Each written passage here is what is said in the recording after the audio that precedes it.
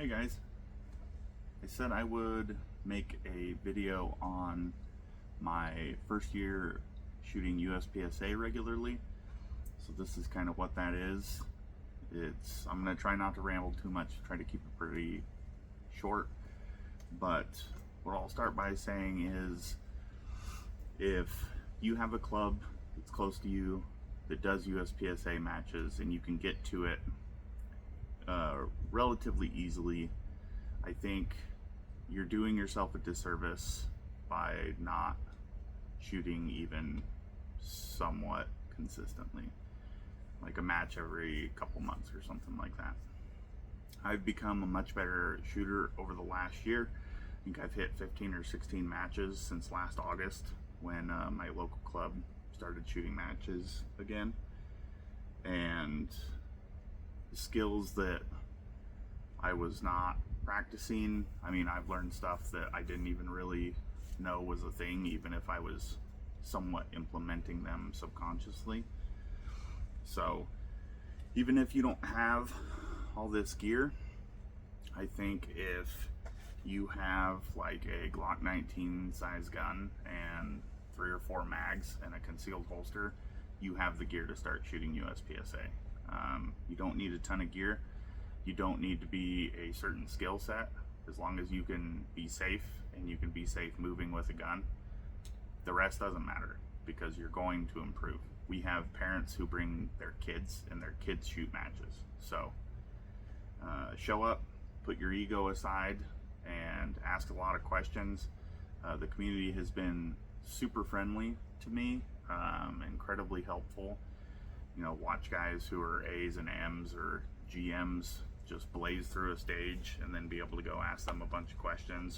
They've all been super friendly to me. And now that I've got a year under my belt, I try to do that when we have new shooters in my squad. So with that said,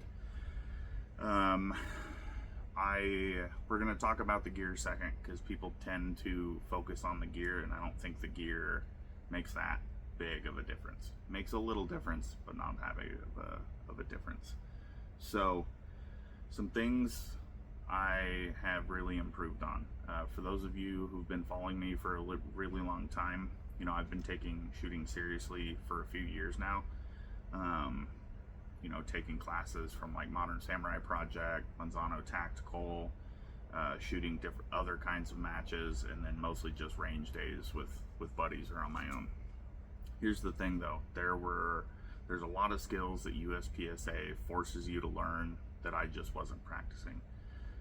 Movement in general, shooting on the move, trying to get more efficient with entries and exits, moving between positions and being able to land in a very specific spot, different conformation levels with your optics, with your trigger, all those things were, you know, I practice shooting on the move a little bit, but not for what's needed to get through some of these stages and keep up with guys. So all of those things I still need to improve on a lot, and I think movement is the biggest aspect for me, especially entries and exits, starting and stopping. I've gotten a lot better at keeping the gun up, but even still, you know, I just shot one of the proposed 25 series classifiers on Saturday, and you know, I shot 3 targets and then I brought the gun back to take 2 steps and then had to push it back out. So that's something small that I'm still trying to get the hang of. Like, I do it well in dry practice, but then I get into a match and I just revert back to like compressing the gun unnecessarily. So I think that's a big thing, is being able to put your ego aside and be like, what are these other guys doing right where they're gaining time on me? And I mean, I can shoot sub 20 splits consistently, and you know, I'm accurate enough to be hitting, you know, mini poppers at 25 or partials at 25 or whatever the case is. It's really not the bulk of the shooting that I need to get better at. It's the movement and the little things. And so a goal that I had starting this year was really getting better at the different conformation levels and when I can use them. And some of that is just me, I need to figure it out in practice of how aggressive can I be on this type of partial? How aggressive can I be on this type of partial at different distances? And obviously you want to shoot to your sights. So if your sights aren't there, don't press the trigger.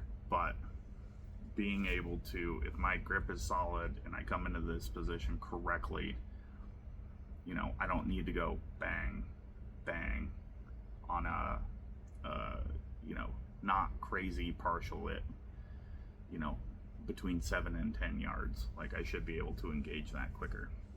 I have a tendency to slow down on those. Like, I'm scared of the no shoots still. So that's something I need to improve on. But I have gotten a lot better at it, and that kind of boils down into as well, I was having a lot of trouble throttling up and down throughout a stage. So especially if I had to start on a slow target, like if there was a hard cover at like 25 yards that I had to start on or something like that, something where I'm shooting like 40 splits or, you know, somewhere in that range, the entire stage would be 40 splits. I would walk past a completely open target that's like 3 yards ahead of me and I'd go bang, bang. So I've gotten a lot better about that. I still find myself in videos being like, hey, I could have sped up on that target a little bit and fine-tune that throttle control a little more, but it has gotten way better. Like, it's kind of bad looking back on videos from like last fall, and I'm like, oh, okay.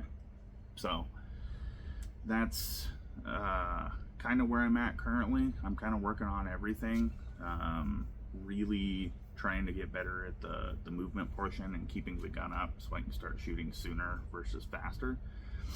And I think I'm in a pretty good place there in terms of figuring out what to practice, and I have a good idea of how to practice it.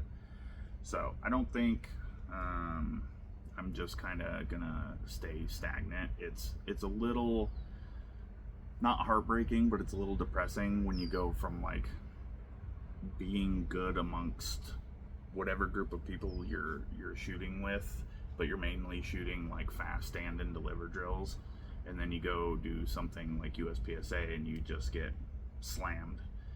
And that's why I say take your ego out of it, because like I feel like I very well could have shot 2 or 3 matches and been like, well, I'm not in the top 2 or 3 every time, so I'm just gonna quit. Like, no, you're not. In my opinion, you're not gonna get better if you're not trying to learn from and catch guys that are better than you. That's what's gonna keep you staying stagnant. So I'm constantly trying to learn. I'm constantly trying to get better, and that's kind of where we're at currently.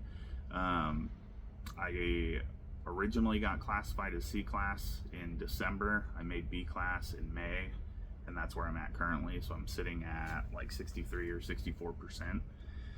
So that's another thing, is I'm still trying to not be super worried about classifiers and be overly stressed about it and just shoot how I know how to shoot. Because historically I have not put down good performances on classifiers, even if my overall match performance has been pretty solid. So I just need to not care about those, and you know, bumping up classifications will happen when the skills are there consistently. And that's one of those things too. You know, the match I shot on Saturday, Nathan Barnes designed the 6 stages, and then we shot one of the provisional classifiers, so it was 7 stages. And shooting against guys like that, their consistency is off the chart. So I may have, you know, 2 or 3 really good stages, and then I have, you know, 2 mediocre stages, and then I have 1 or 2 that are not so great. And so the consistency portion, especially from being cold and being able to immediately turn it on and maybe have it be a little less than your stages in the middle of the day or towards the end of the day in terms of performance. But those cold starts, especially starting on stuff where speed is really needed, or like we started on a really big field course on Saturday. It was like 31 rounds, and I mean, I was like 5 seconds slower than some of the other B class guys, and the only saving grace was that I shot like 97% of the points. So that's another big thing, is trying to get it going from the start and try to keep it there consistently. You know, if I have a penalty on a stage, I just need to let it go and move on to the next stage, not let it like mentally get me down, and then it just snowballs into more problems. So getting into the gear, this is what I started with. I had a range belt set up like a lot of us do to shoot rifle and pistol on the range, and this is what I've taken classes in as well. And I already had this, so this is what I started with. I shot the Glock 34 that I normally carry. I would just pull the mag well off so I could shoot carry optics, you know, 509T with a light, and you know, nothing crazy. It doesn't have a light competition trigger or anything like that. So if you have something like this already, because you've been taking rifle and pistol classes or whatever, this is perfect. Just start with this. And if you're worried about being the tactical Timmy at matches, you're completely fine. Eric Shaw just won the carry optics title at Area 5 shooting a Glock with an X300 Ultra out of a Safari Land. So you don't need the go fast competition rigs and that kind of thing.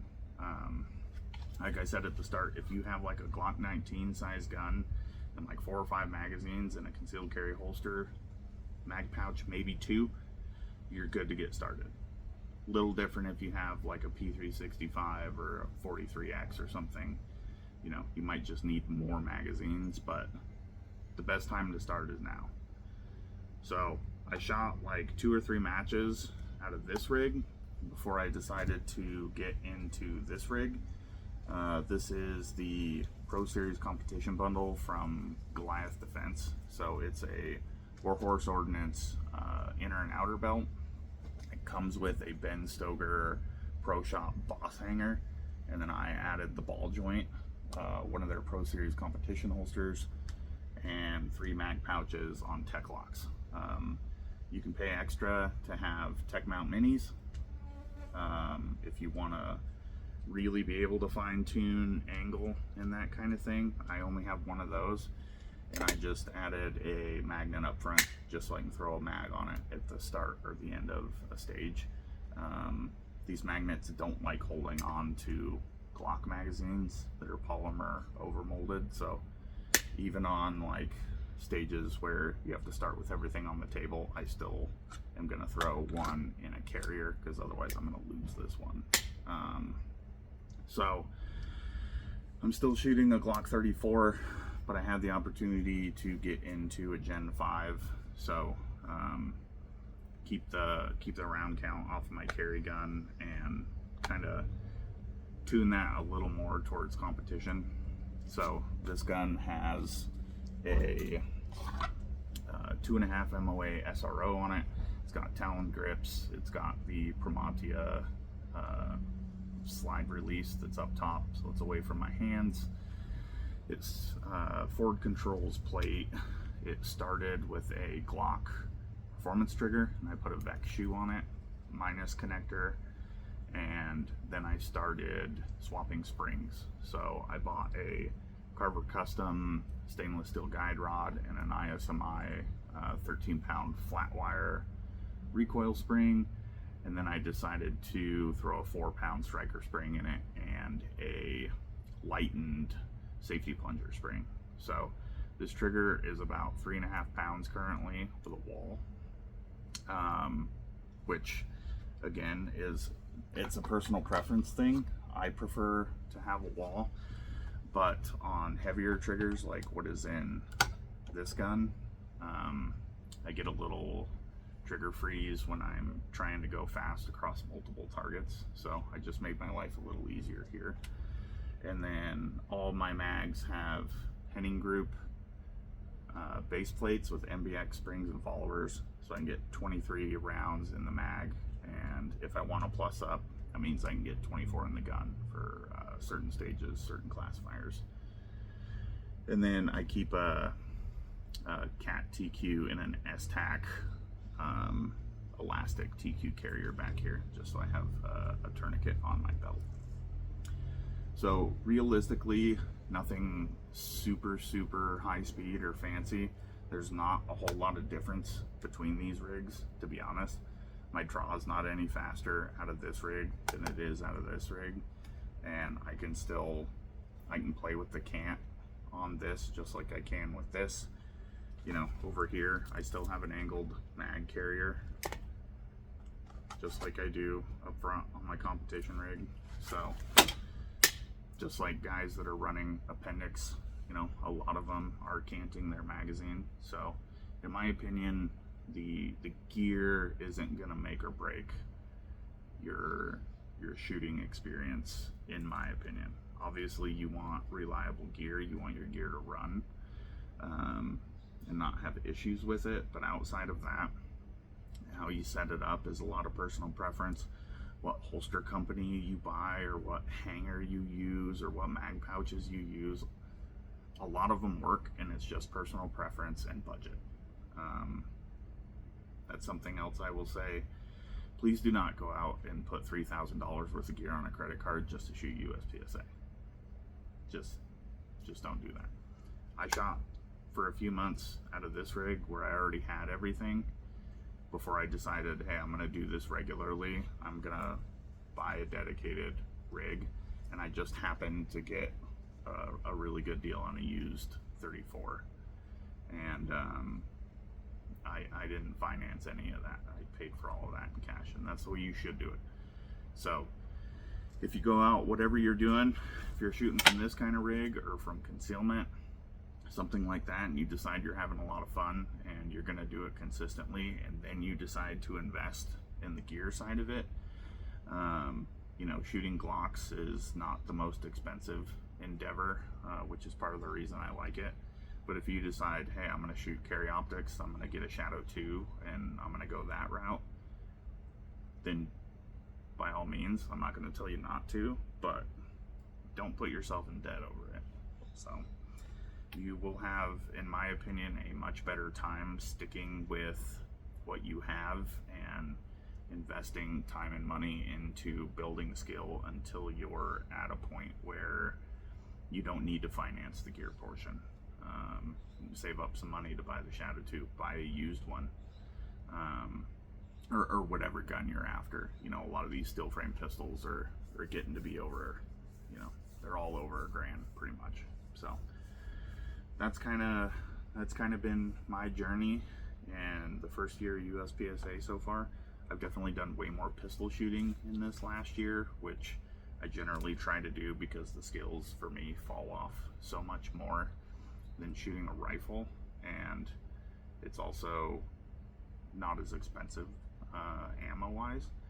So that's another thing. You can spend a lot of money on fancy competition ammo, and I bought a case of Syntech, Federal Syntech 147 grain that I got on a crazy deal. I liked that, and then I couldn't find it at that price. I got a case of zeroed ammunition, 147 grain, like low power factor stuff for a really good deal. I like that, and then the prices went up. So I have one, maybe two more matches with this zeroed ammunition, and then I'm gonna be going to something else. My main like range training ammo is generally S&B, so I have a couple cases of S&B 124 grain. After that, I might try out something like Supervel's 124 grain. They do a lot for the shooting sports, so I might try them out and that kind of thing. But again, just starting out, you're not going to go out and win your first match, so buying a $350 case of fancy competition ammo is probably not where your money should be spent. You know, you can buy way more standard brass case ammo, and get more reps, more practice on recoil control and those things. So that's where I would put my money in that instance. The gear portion's really alluring. There's some really cool guns in USPSA, and guys really know how to run them. Every now and again, you see a guy show up with a $4,000 pistol, and he doesn't know how to shoot it. So, personal preference. I'm not going to tell you how to spend your money. If you have the budget to buy a $4,000 pistol and learn on it, so be it. Most of us don't. So that's kind of where I'm at. And my other big shooting goal for the year is hitting A class by the end of the year. We'll see if that happens. I took June and July off with some back issues, and that's something I deal with consistently. So at the start of the year, I was way more worried about classifications, so it'd be really cool to hit A class by the end of the year. But I think more than anything else, I just want all of the skills to move up across these last few months worth of matches, and the consistency to move up, and the classification will come with that. So hope to see you guys out on the range. Honestly, if any of you guys are local to me, I know I have a bunch of friends on here that have actually met me in person. You know the area I'm in. Others can kind of figure it out from the ranges I shoot at. If you want to shoot a local match, shoot me a DM if you have any questions on how to figure things out. I always tell people Gateway Defense has a few videos that are about a year old. How to sign up for a USPSA match, how to practice for a USPSA match, and how to shoot a USPSA match. Those 3 videos have so much good information in them, from how to sign up on the website to the kind of things you need to practice, what the range commands are, and then they take you to a match, show you things like what a safety table is and things of that nature. But if you guys shoot me a DM, I can answer questions to the best of my abilities. And if you want to come out to a local match, just let me know. You know, I generally shoot 2 matches a month, so we can squad up together and try to get you guys going.